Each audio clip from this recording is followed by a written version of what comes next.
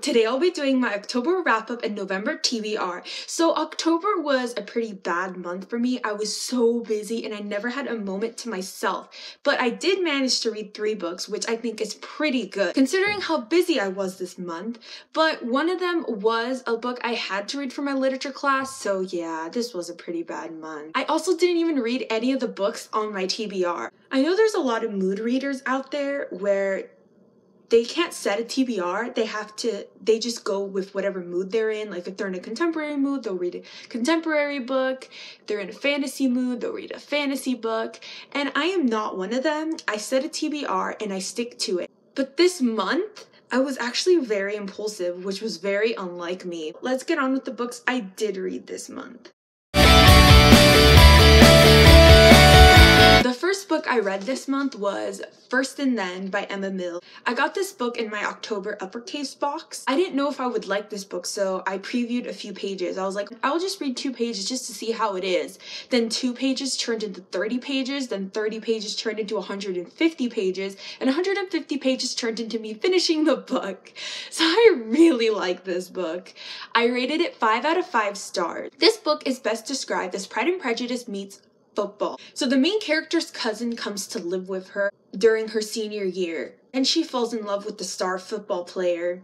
I love this book so much. It was so cute. This is a contemporary romance and it was adorable. Not only was it a romance, it was very heartfelt. I was hooked completely from page 2. I could not put this book down. So after I finished this book, I was in a very contemporary romancy mood.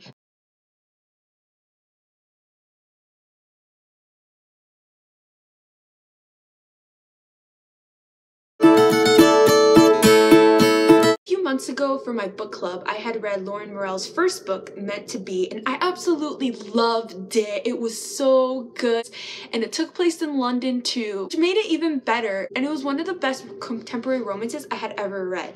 So after I was in a very contemporary mood, I thought this would be the best time to pick up her other book. So basically, this book is Parent Trap in book 4. The main characters are both named Sloane Jacobs, and they also look very similar. Both of them are dissatisfied with their lives and they trade places.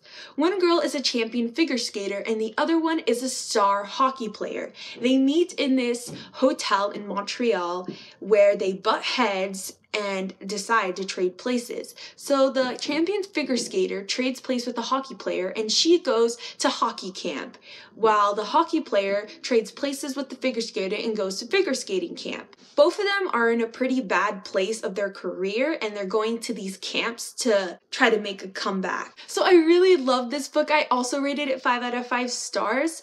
One of the things I really loved about this book is that it gave a really in-depth look at how it is to be a hockey player, how it is to be a figure skater, all the pressures, all the glory, all the hardships. It also took place in Montreal, so there were some instances where they went out and explored the city, which I really liked. Both girls also had a romance, which is super cute, and towards the end of the book, they got really close. The girls started as absolutely hating each other and thinking both of them were stuck up and obnoxious, but towards the end of the book, they're almost like sisters. That was really cute to see. There's also insane character development in this book. The girls changed so much. They learned to appreciate their lives and their families. They learned to appreciate themselves. They learned so many new things and their attitude completely changed. The Parent Trap movie was such a staple of my childhood. When I was little, my sister and I had these portable DVD players and we would stick them in our cars, and whenever we'd go on super long trips, we would watch movie after movie and after movie, and our favorite one to watch was Parent Trap. I've probably seen that movie over 100 times, and I'll still watch it. Even if I see it on the TV that it's on, I'll still be like, oh hey, let's watch it, even though I've seen it like so many times. I still love that movie. How weird. This month I read 2 contemporary romances that had to do with sports, and I hate sports. That's so weird. See, First and Then was about football, and Being Sloane Jacobs was about figure skating and hockey. So the last book I read in October was Grapes of Wrath by John Steinbeck. I had to read this book for my literature class and I hated it. Oh my god, I hated it so much.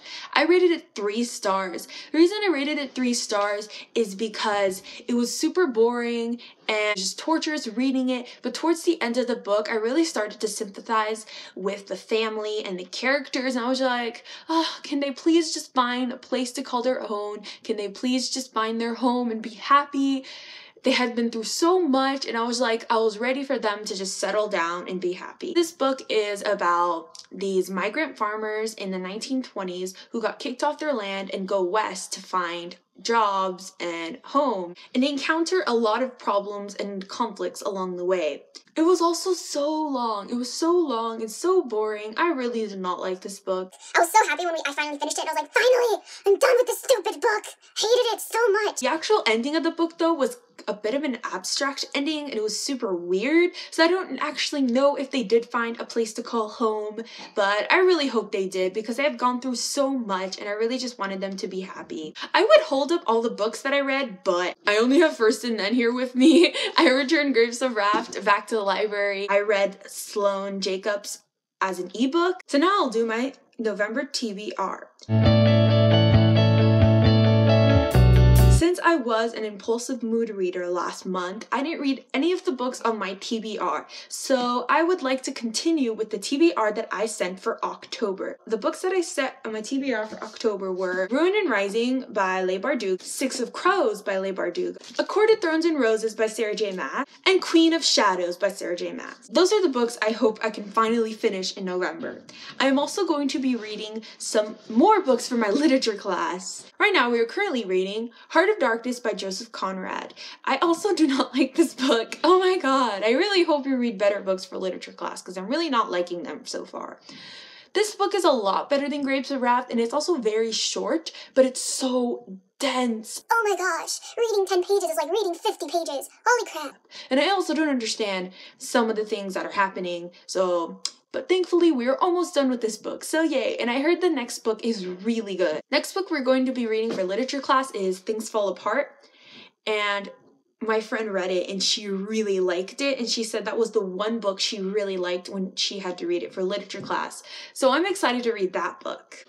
These are all the books I plan to read in November. That's all for this video. I hope you enjoyed. Comment below what books you read in October and are planning to read in November. Au revoir!